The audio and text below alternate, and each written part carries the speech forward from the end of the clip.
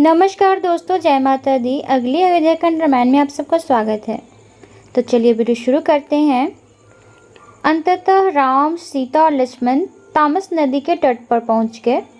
सूर्यास्त होने को था, इसलिए सुमंत और लक्ष्मण ने राम के सोने के लिए पत्तियों का बिस्तर लगा दिया। सीता के साथ लेटते ही राम को जल्दी नींद आ गई। सुमंत के साथ बैठकर अपने बड़े भाई की महिमाओं का चर्चा करते हुए लक्ष्मण सारी रात जगे रहे। अगली सुबह राम बहुत जल्दी जग गए और उन्होंने देखा कि अयोध्या के सभी नागरिक वहीं पास में ही सो रहे थे। राम ने एक योजना बनाई और वो लक्ष्मण से बोले, ऐसा लगता है कि ये लोग मुझे वापस लौट चलने के लिए मनाने की जिद नहीं छोड़ने वाले हैं। हम इसी समय यहाँ से चलते हैं। सुमन रथ को इस प्रकार ले जाएंगे कि लोगों की समझ में नहीं आ सके कि हम किस रास्ते गए हैं।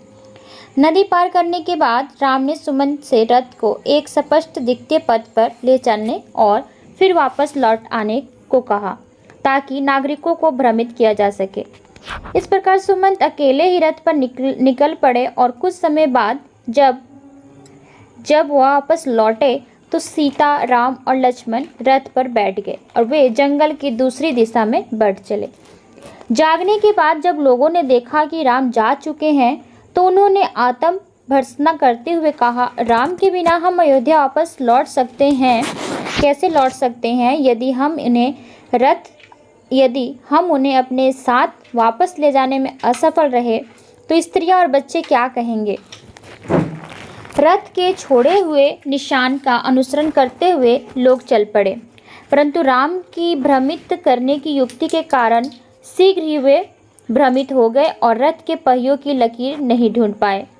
अंततः कोई भी विकल्प नहीं रहने के कारण वे अत्यंत उदास होकर घरों को वापस लौट गए। जब स्त्रियों ने देखा कि पुरुष राम के बिना ही लौट आए हैं तो उन्होंने पुरुषों को निष्ठुर और क्रूर शब्दों से फटकार लगाई। सभी ने कैकेयी की भर्त्सना की और कहा कि वे लोग उसके शासन में नहीं रहेंगे। इस प्रकार अयोध्या में जीवन का कार्य व्यापार थम गया और अयोध्या नगरी किसी सूखे हुए समुद्र की भांति प्रतीत होने लगी। ब्राह्मणों ने यज्ञ व पूजा अर्चना का कार्य कम कर दिया और व्यापारियों ने व्यापार छोड़ दिया। गृहस्थों ने भोजन तैयार करने की चिंता छोड़ दी और पालतू पशुओं के मुख के घास ऐसे छूटने लगी मानो वे स्तंभित हो रहे हैं। गायों ने बछड़ों को दूध पिलाना बंद कर दिया और माताओं को अपने पुत्रों का अभिनंदन करने में आनंद अनुभव होना बंद हो गया। यहाँ तक कि आसमान के तारों ने भी अब मानो अपना मुंह फेर लिया हो। पूरी तरह से ये सभी इस तरह से बंद हो गया था। लोगों ने खाना पीना या किसी प्रकार का मनोरंजन करने में रुचि लेना बंद कर दिया। प्रत्येक वस्तु और प्रत्येक व्यक्ति पत्थरों की भांति निर्जीव दिखने लगा, क्योंकि वे सदैव राम से अपने बिछोए के बारे में ही चिंतित रहा करते थे।